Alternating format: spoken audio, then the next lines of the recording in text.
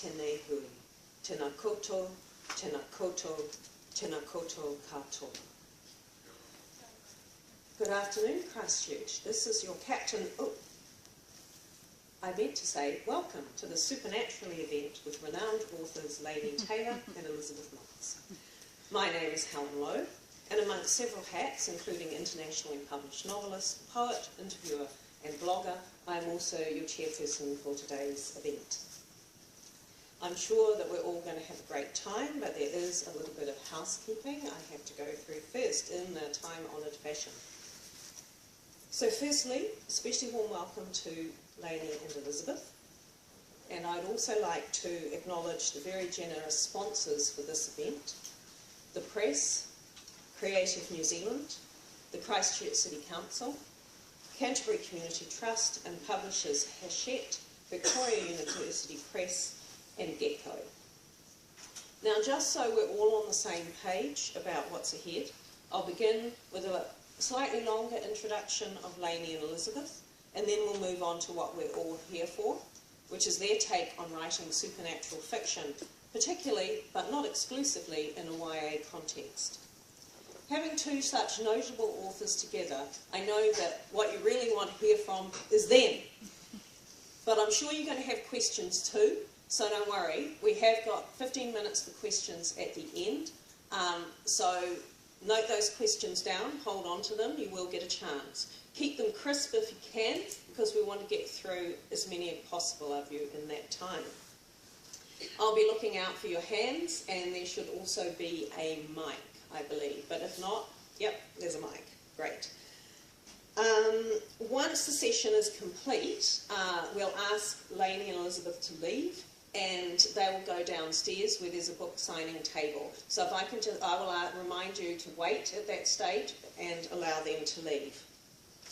Now, if your cell phones are not already in flight mode, or even better, switched off, this is the perfect time to do that. And I have some more instructions in my role as your captain speaking. In the unlikely event of an emergency, please follow the instructions of festival and venue staff. In the event the venue needs to be evacuated, please exit via the doors you entered and assemble in Latimer Square. My response, having gone through several earthquakes now, was just panic, but probably an orderly evacuation would be better. So, now I think we'll get down to what we're all here for, starting with a proper introduction of Elizabeth and Laini. So, Elizabeth Knox has been a full-time writer since 1997 and has published 10 novels, 3 autobiographical novellas and a collection of essays. Her 1998 novel, The Vintner's Luck, has been published in 7 languages and won numerous awards, including the New Zealand's Dirts Medal for Fiction in 1999. Her YA duology, Dream Hunter and Dream Quake, has received critical acclaim and international recognition, and Dream Quake was a prestigious Michael L. Prince Award Honour Book in the US in 2008. Elizabeth's most recent novels include adult horror novel Wake and Mortal Fire, a YA novel that returns to the dream world and has recently won the 2014 New Zealand Post Book Award for YA fiction. So, very impressive. So, now on her blog, Laini tells us that she is a writer, artist, daydreamer, nerd person, and simultaneously a mom, wife, sister, daughter person. Most of us know her as the author of the internationally best-selling Daughter of Smoke and Bone trilogy, with the 3rd and final novel, Dreams of Gods and Monsters, published earlier this year.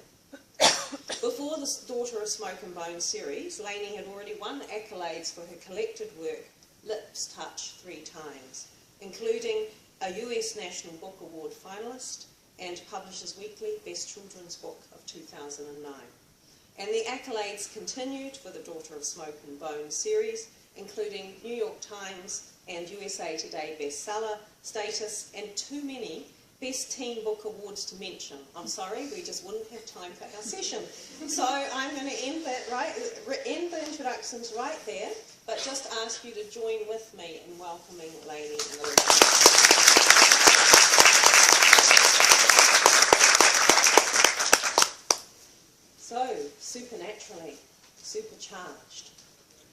Ursula Le Guin has said that the world is full of stories, and that as authors we just reach out.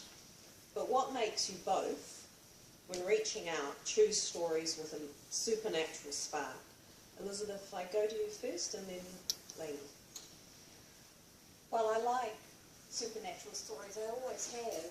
And as I was saying on my Margaret Mahi lecture, I think my world view was very shaped by my older sister making the world magical to me. She was a bewitching and self-bewitched child, not neurologically normal, as they say, and she was my constant companion, and she made the world full of invisible creatures for me, and they were visible to me because I was so persuaded. So just starting from that childhood and then growing into constant game playing, and my emotional life going so much into imaginary games when I was a child meant that the made-up things in life always had complete equivalency with the facts of life. And actually the way that people always bandy about the whole facts of life term at you about every damn thing, about how you're going to have to wake up and sharpen up and straighten up and fly right. Honestly, you just sort of end up in kind of wrapping yourself in the territory of dreams and magic. Yeah, so I was attracted to it, but then I've used it my own way. I've used the supernatural my own way. I don't think I write genre, for instance. I think I write hand in hand with genre. Yeah. I think we see that, what you've described in your writing, because it's very much the real world, or a recognisably sense of the real world with that supernatural overlay. And in your Daughter of Smoke and Bone books, it certainly starts from that beginning. It's a recognisably real world with the supernatural creeping in. So how did you come to that? Well, I think with Daughter of Smoke and Bone, I did something that I didn't set out to do, which was trick people into reading high fantasy. Which, when I started the book, I mean, I didn't know I was starting a book. I didn't know anything about what I was doing, except that I had a couple of characters. But the process of writing that book was it took me into a new writing process slowly, away from the much more carefully plotted, tightly controlled way that I had been writing, because I didn't really know how else to go about it.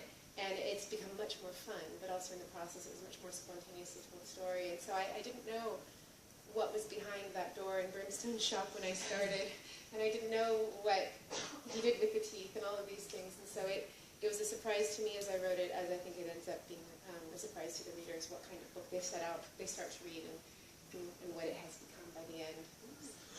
So do you find that as well, Elizabeth, that do you always have a clear idea of where you're going? No, that would be way too boring. No, you sort of, the whole thing is fiction is problem solving, and you set yourself these problems. And I mean, one of the wonderful things that relates to what you just said about Daughter of Smoke and Bone is that